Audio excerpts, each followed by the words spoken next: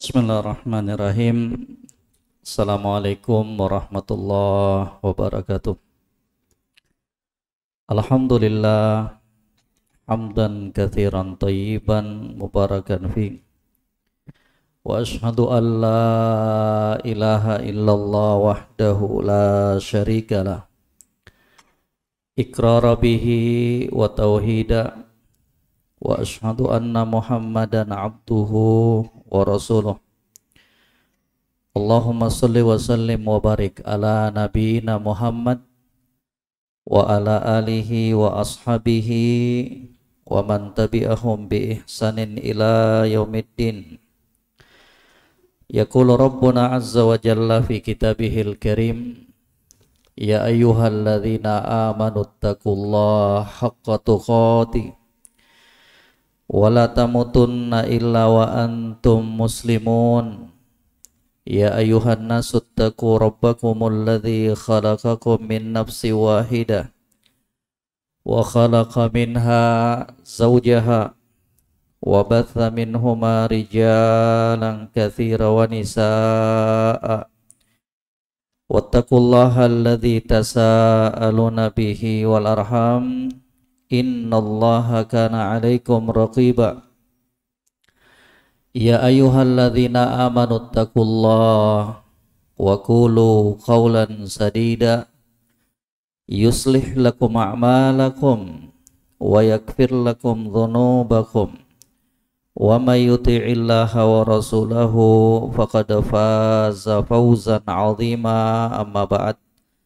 Alhamdulillah, jamaah sekalian yang kami muliakan, rahimani wa rahimakumullah.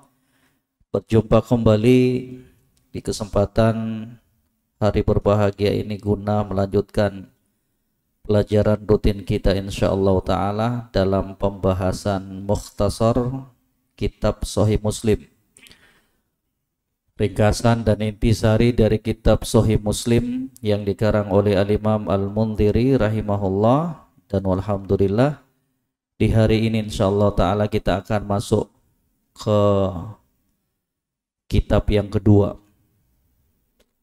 Di hari-hari yang lalu telah kita sebutkan kitab yang pertama, Kitabul Iman. Kemudian beliau masuk ke kitab yang kedua, Kitabul Wudu, kitab yang berkaitan tentang wudu. Jamaah sekalian yang kami muliakan rahimani wa rahimakumullah, sebelum masuk di penjabaran secara ringkas tentang hukum-hukum seputar wudu ini, kita akan terangkan dulu makna dari wudu itu sendiri. Ya. Disebutkan oleh Al-Hafidh Ibnu Hajar Al-Asqalani alaihi rahmatullah dalam kitab beliau Fathul Bari, kata beliau, kata al-wudu mustaqun minal wada'ah, itu terbentuk dari kata al-wada'ah, yang artinya apa? An-nadhafah, yang artinya an-nadhafah wal husn, kebersihan. Ya, jadi al-wudu lughatan mustaqun minal wada'ah. Kata wudu itu terbentuk dari kata al-wada'ah yang artinya an-nadhafah, kebersihan. Adapun pengertian syar'an, secara syariat, isti'malul ma' fil a'dha al-arba', penggunaan air pada 4 anggota tubuh, wahiyal wajhu wal yadan war ra'su warijlan. Keempat anggota tubuh tersebut adalah wajah, kemudian kedua tangan, kepala, dan kedua kaki. Ya. Ala sifatin makhsusatin fi syara' ala wajhi ta'abbud lillahi ta'ala, yang mana penggunaan air tersebut yang meliputi pembasuhan 4 anggota tubuh tadi, wajah, kedua tangan, kepala, dan kedua kaki, itu semuanya dilakukan dengan tata cara tertentu yang dibimbingkan dalam syariat, bukan seenaknya. Membasuh muka, gimana caranya? Ada aturannya. Yang termasuk muka itu gimana? Ya, dari mana batasannya wajah itu yang harus dibasuh? Ya. Kemudian kaki demikian pula. Ada aturan main ya, bukan dibuat-buat, tapi ada aturan bimbingan dari junjungan kita Nabi Muhammad sallallahu alaihi wasallam. Ala wajhi ta'abbud lillah, yang dia lakukan wudhu tersebut, dia lakukan membasuh anggota tubuhnya tersebut dalam rangka untuk beribadah kepada Allah Subhanahu wa taala. Tolong diperhatikan jamaah sekalian, ini satu poin yang terkadang terluputkan dari kita.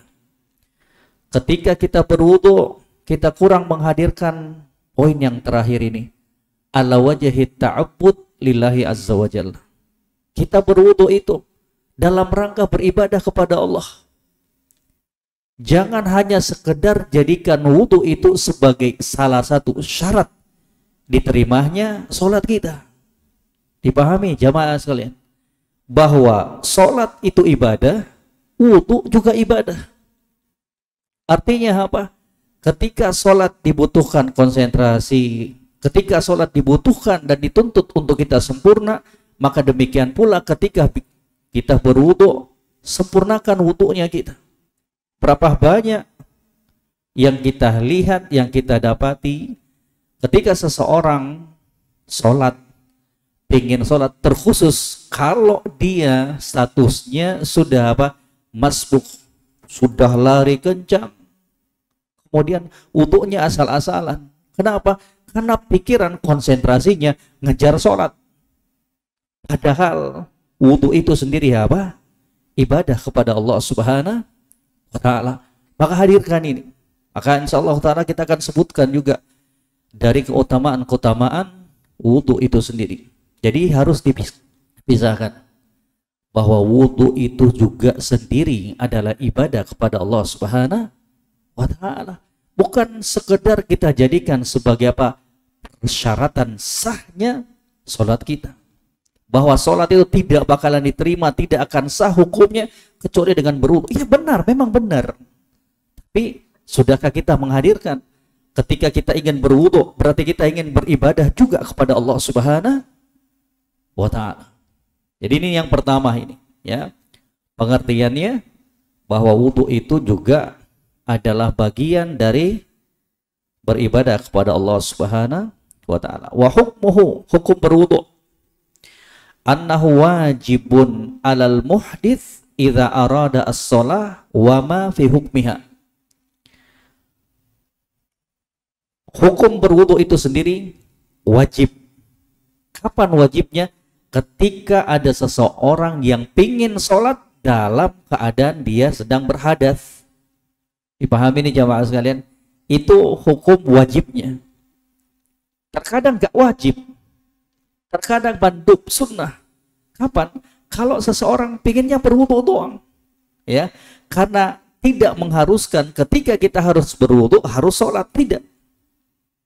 Kapan berwudu itu menjadi wajib? Ketika kita berhadas dan pingin melaksanakan sholat, ataukah yang setara dengan hukum sholat seperti apa? Tawaf, menurut pendapat sebagian ulama. Membaca Al-Quran, menurut pendapat sebagian ulama. Tapi berbicara tentang hukum wajibnya, kapan itu? Ketika seseorang pingin sholat dalam keadaan dia berhadas, ya.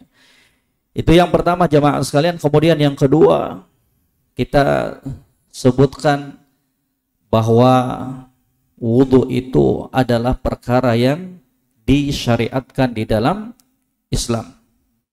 Kata para ulama, thabatat masyru'iyatul wudu bil kitabi was sunnah wal ijma'.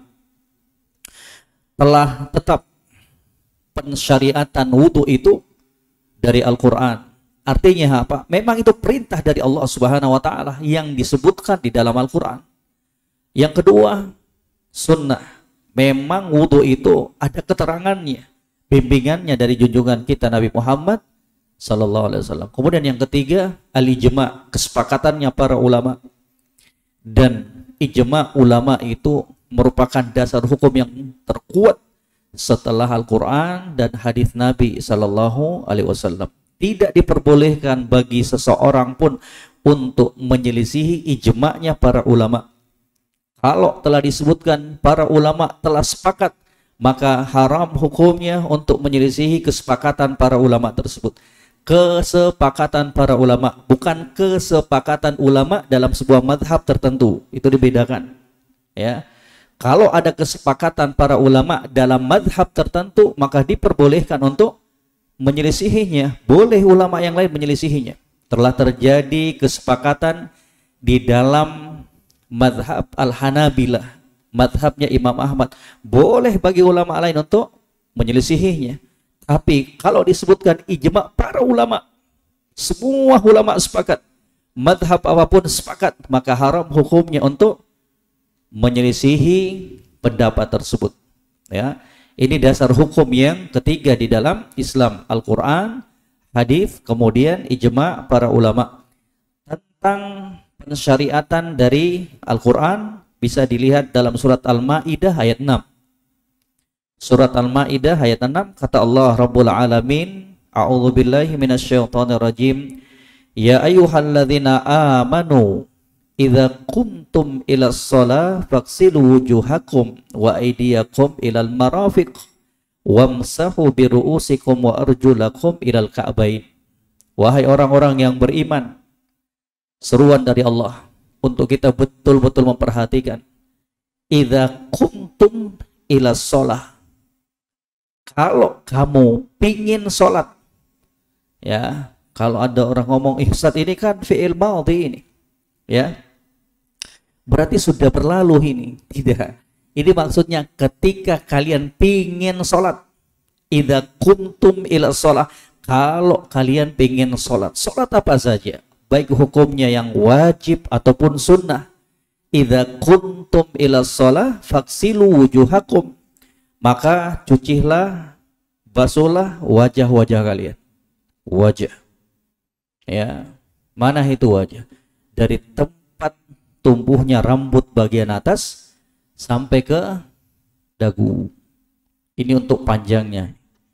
Untuk lebarnya dari sini nih, telinga kita ini, ya, sampai ke sini. Paham jamaah sekalian?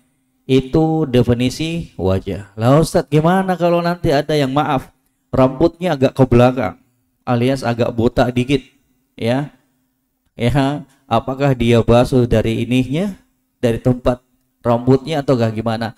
Kita katakan ya kembalinya kepada hukum asalnya, ya, nggak perlu dia basuh dari belakang itu, enggak, tapi cukup dari tempat tumbuh rambut normal. Dipahami ini jamaah sekalian, ya. Jadi tempat tumbuh rambut normal itu definisi dari wajah, batasan dari wajah yang harus dibasuh ketika berwudu. Wa aydiyakum, demikian pula cuci tangan-tangan kalian ilal marafiq, sampai ke siku, ya, mirfaq, sampai ke siku. Wamsahu biru'usikum wa arjulakum ilal ka'bain, basuh kepala-kepala kalian dan kaki-kaki kalian sampai mana? Ilal ka'bain, bukan sampai lutut, tapi sampai apa? Tumit, ya, sampai ke tumit.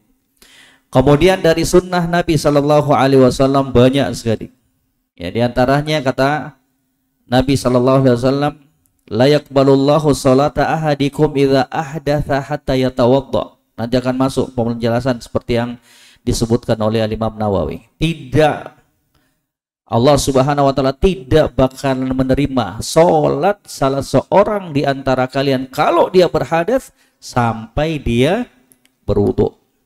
Ya. Mau dia salat 1000 rakaat, kalau dia tidak berwudu, tidak bakalan sah sholat yang dia lakukan. Bagaimanapun ikhlasnya dia ketika melakukan sholat tersebut, Kalau dia tidak berwudu, maka tidak bakalan sah sholatnya. Ya. Kalau ada orang yang sengaja sholat tanpa berwudu, gimana hukumnya? Hah? Hah? Ada orang sholat sengaja gak berwudu. Hah? Sholatnya gak sah. Kalau dia sudah ditegakkan hujjah, diajari, tapi tetap ngeyel, bahkan menghalalkan, maka dia kafir. Kafir, kenapa? Karena telah menghalalkan sesuatu, ya, karena telah melanggar sesuatu yang telah dimaklumi dalam aturan Islam ini secara umum. Orang udah tahu, ya, bahwa sebelum sholat itu harus berwudu. Dia ngeyel. Enggak. Boleh sholat tanpa berwudu. Ini hukumnya kafir kata para ulama. Ya, hukumnya kafir kalau dia menentang ataukah dia menghalalkan amalan tersebut. Dia berkeyakinan bahwa tidak wajib, ya, tidak menjadi sebuah keharusan ketika sholat harus berwudu. Ya, barakallahu fiik. Kemudian ijma, kata para ulama, waqad ajma'atil ummah ala fardiyatil wudu hatta sarah minal umur al-ma'lumah minad din bid darurah. Katanya sepakat umat ini para ulama juga demikian akan kewajiban berwudu tersebut. Bahkan berwudu ini termasuk dari bagian perkara yang sudah diketahui oleh siapapun. Gak ada orang yang bodoh, ya, gak ada orang yang bodoh tidak tahu bahwa ketika pengen sholat itu harus berwudu, ya. Faya'lamuha al-alim wal-ami. Semua orang tahu, baik orang yang berilmu maupun orang awam. Was-saghir wal-kabir, yang besar maupun yang kecil. Ya. Kemudian kita masuk dulu jamaah sekalian, ini sebagai mukaddimah apa-apa yang berkaitan tentang wudu sebelum kita masuk menjelaskan dan mengutipkan petikan hadis yang dibawakan oleh Al-Imam An-Nawawi alaihi rahmatullah atau Imam Muslim rahimahullah dalam kitab beliau ini. Fadailul wudu, keutamaan berwudu. Ya. Yang pertama, sababun fi dukhulil jannah. Ketika berwudu, sempurnakan, kerjakan sesempurna mungkin dari wudunya kita tersebut. Jangan buru-buru, tenang, ya, tenang. Kemudian dia mengatakan setelah dia berwudu, asyhadu an la ilaha illallah wa anna muhammadan abduhu wa rasuluh, kecuali orang yang berwudu sempurnakan wudunya kemudian membaca doa zikir ini, kata Nabi SAW, kecuali akan dibukakan untuk dia pintu-pintu surga yang 8 dan dia akan masuk ke dalamnya dari pintu manapun. Subhanallah. Jadi jamaah sekalian, mari jadikan wudunya kita itu sebagai sarana yang mengantarkan kita, memasukkan kita ke dalam surga Allah Subhanahu wa ta'ala. Nah, dari sini jamaah sekalian, apa yang telah berlalu bersama kita, maka kita simpulkan bahwa ketika berwudu tersebut disunnahkan, dianjurkan untuk sholat 2 rakaat yang dikenal dengan sholat sunnah wudu. Ya, sholat sunnah apa? Wudu. Kemudian yang kedua pula disunnahkan bagi orang yang berwudu untuk mengucapkan zikir itu, asyhadu an la ilaha illallah wa anna muhammadan abduhu wa rasuluh. Ya. Kemudian ya, juga disebutkan dalam sebuah penggalan hadis ketika Nabi sallallahu alaihi wasallam berkata kepada Bilal, ya Bilal, bima sabaqtani ilal jannah. Wahai Bilal, apa sih yang menyebabkan engkau itu mendahului kami ke dalam surga Allah Subhanahu wa ta'ala? Ya. Saya ketika masuk surga mendengarkan suara trompa sendal kamu. Apa sih rahasianya? Kata Nabi sallallahu alaihi wasallam kepada Bilal. Di dalam riwayat yang lainnya Nabi mengatakan, wahai Bilal, kira-kira amalan apa sih yang kamu lakukan, yang kamu pikir itulah yang paling bakalan bisa memasukkan kamu ke dalam surga Allah Subhanahu wa ta'ala? Kata Bilal kepada Nabi sallallahu alaihi wasallam, kata beliau, tidak ada amalan yang aku berharap itulah amalan yang paling bisa memasukkanku ke dalam surga Allah Subhanahu wa taala, kecuali aku berwudu, aku sempurnakan wuduku, kemudian aku sholat sesuai dengan apa yang telah ditetapkan oleh Allah Subhanahu wa taala untuk, ya. Jadi itu termasuk dari bagian-bagian yang bakalan memasukkan seorang hamba ke dalam surga Allah Subhanahu wa taala. Yang kedua, dari fadilah keutamaan berwudu, raf'ud darajat. Berwudu itu merupakan sebab yang akan meninggikan derajat seorang hamba di sisi Allah Subhanahu wa taala. Dalam hadis yang diriwayatkan oleh Imam Muslim dari sahabat Abu Hurairah radhiyallahu taala an, kata Nabi sallallahu alaihi wasallam, "Ala adullukum ala ma yamhullahu bihil khataya wa yarfa'u bihi darajat." Maukah kalian aku tunjukkan sebuah amalan yang dengan amalan tersebut Allah Subhanahu wa taala akan menghapuskan dosa-dosa kalian dan akan meninggikan derajat kalian. Qalu bala ya Rasulullah. Tentu wahai Rasulullah, kami mau, kami pingin. Kata Nabi sallallahu alaihi wasallam, isbagul wudu 'alal makarih wa kathratul khuta ilal masajid wa intidharus shalah ba'da shalah fadzalikumur ribat. Kata Nabi, amalan-amalan tersebut adalah yang pertama, isbagul wudu 'alal makari. Engkau tetap menyempurnakan tata cara wudunya kamu walaupun kamu dalam kondisi yang tidak menyenangkan. Contohnya apa? Dalam kondisi musim dingin. Ya, alhamdulillah kalau di sini jamaah sekalian, udaranya itu apa? Mu'tadil, enak. Nah, coba kalau pas kita berada di negara Arab, ya, di negara Yaman atau ke Arab Saudi, yang ketika itu masuk musim dingin, subhanallah, itu luar biasa ujian, ya.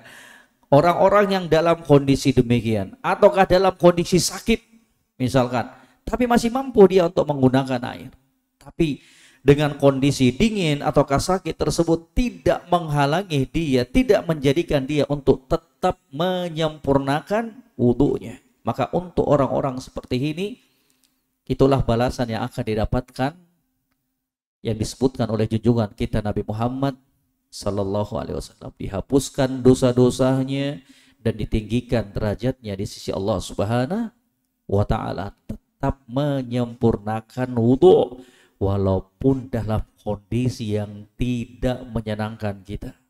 Musim dingin dan perkara yang lain. Wa kathratul khutu' ilal masajid, memperbanyak langkah menuju masjid rumah Allah Subhanahu wa taala. Wa intidharus shalah ba'da shalah, demikian pula apa? Menunggu dari satu salat ke salat berikutnya. Jemaah sekalian, waktu yang paling pendek antara satu salat ke salat yang lainnya itu maghrib dan isya. Maka mengajak semua al-ikhwah sekalian yang kami muliakan, yang kami cintai, gunakan waktu ini. Demi Allah, itu kesempatan buat kita semuanya. Ya, pergunakan, paksa dirinya kita. Duduk, datang ke masjid. Sudah sholat maghrib, kita sabarkan dirinya lagi kita untuk belajar agama. Nunggu, niatkan juga. Kita nunggu datangnya apa? Waktu isya. Fadzalikumur ribat. Itu bagaikan apa? Hukumnya orang yang beribat, melakukan ribat, berjaga-jaga di medan pertempuran ketika terjadinya peperangan antara kaum muslimin dan orang kafir, musuh-musuh Allah Subhanahu. Kurang lebih sejam doang. Masa sih kalau ngopi 3 jam 4 jam bertahan? Masa sih kalau pergi jalan-jalan naik ke gunung bisa bertahan 5 jam 7 jam? Lah, duduk di majelis ilmu cuman sejam doang sudah kayak orang di ruqyah. Ya, nggak ada di sini, masya Allah. Ya. Jadi jamaah sekalian, dilawan rasa cinta ini. Nasihat untuk kita semuanya. Paksakan. Ya, untuk istri ada jatahnya. Kita bersama mereka, bersama anaknya. Ini sejam doang. Maghrib, isya. Ya, kalau subuh dengan zuhur kan panjang waktunya itu. Zuhur dengan asar panjang waktunya. Asar dengan maghrib ya lumayan. Nah ini maghrib dengan isya. Kapan lagi? Ya, paksakan. Paksakan. Banyak kebaikannya. Sudah nunggu satu sholat lain menghapuskan dosa kita. Punya dosa ini. Dosa matanya kita, dosa mulutnya kita, dosa tangannya kita. Banyak. Dan kita perlu amalan-amalan seperti ini yang bisa menghapuskan dosa-dosanya kita sebelum kesemua itu dicabut oleh Allah Subhanahu wa taala. Sebelum kesempatan itu tidak lagi diberikan oleh Allah Subhanahu wa taala. Wantidharus shalah ba'da shalah fadzalikumur ribat. Ya. Kemudian yang berikutnya dari keutamaan berwudu. Ya, enggak apa-apa kita sebutkan ini biar ya semakin kita perhatikan. Alamatun min alamatil mu'min. Tanda dari tanda-tanda keimanan seseorang bahwa dia itu seorang mukmin. Disebutkan dalam hadis Abdullah bin Amr radhiyallahu taala anhuma, Nabi sallallahu alaihi wasallam mengatakan ya, wa'lamu anna min afdali a'malikum as-shalah. Ketahuilah sebaik-baik amalan yang kalian lakukan adalah salat. Wala yuhafidhu 'alal wudu illa mu'minun, dan tidaklah orang yang menjaga wudunya itu kecuali seorang mukmin. Subhanallah. Ya. Ini juga termasuk bagian dari sunanun al-mahjurah. Sunnah-sunnah yang banyak ditinggalkan oleh kaum muslimin. Usahakan dalam setiap kondisi dan keadaan kita selalu dalam kondisi berwudu. Itu bagian dari sunnah Rasul Sallallahu Alaihi Wasallam, bahwa berwudu itu tidak hanya kita lakukan ketika pingin sholat saja, ketika pingin membaca Al-Quran saja, tapi di setiap waktunya gitu. Ya, di pagi hari jam 8 ya habis mandi udah berwudu, walaupun nggak mengharuskan kita harus sholat. La yuhafidhu wudu illa mu'minun. Tidak ada yang bisa menjaga wudu itu kecuali seorang mukmin. Dia jaga terus. Bayangkan kalau kita dalam kondisi berwudu tersebut kemudian diwafatkan oleh Allah Subhanahu, enak. Kita diwafatkan dalam keadaan apa? Suci. Kita diwafatkan dan dicabut nyawanya kita dalam keadaan apa? Suci. Enak. Ketika waktu sholat datang, alhamdulillah, orang pada nganti berwudu. Bahkan ada yang menyebabkan mereka sampai masbuk karena nunggu antrian lah kita. Alhamdulillah tinggal masuk. Allahu Akbar dalam kondisi wudu. Ya. Banyak keutamaannya. La wala yuhafidhu 'alal wudu illa mu'min.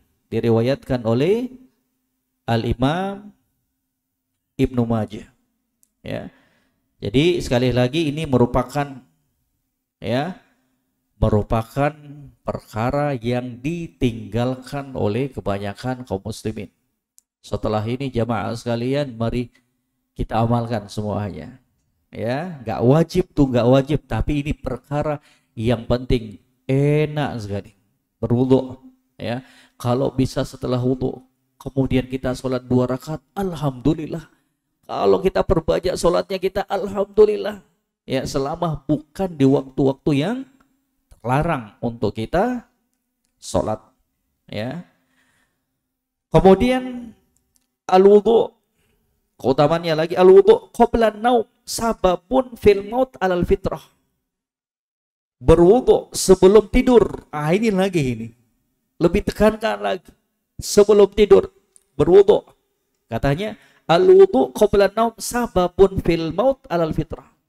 Berwudu sebelum tidur merupakan salah satu sebab yang menjadikan hamba tersebut wafat dalam keadaan fitrah, dalam keadaan suci. Ya.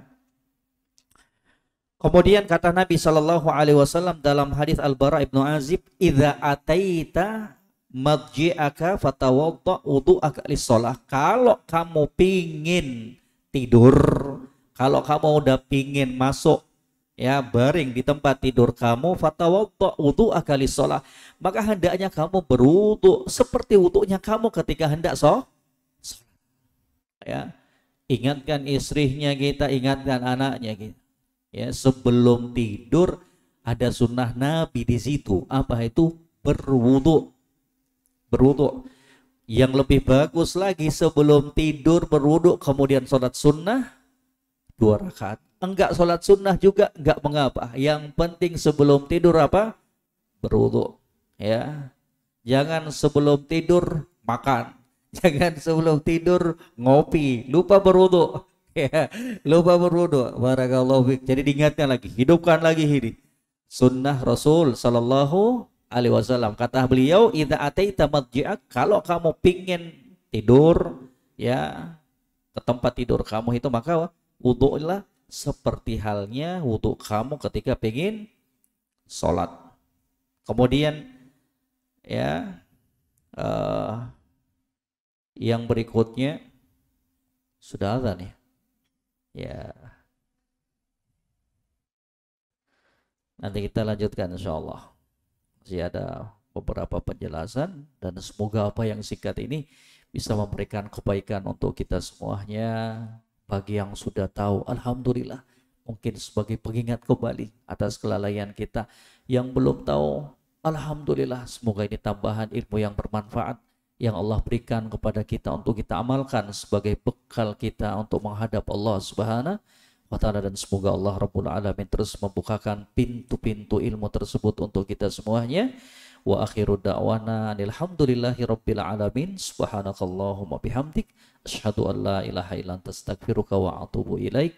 Wassalamualaikum warahmatullahi wabarakatuh. Wa jazakumullahu khairan. Barakallahu fikum.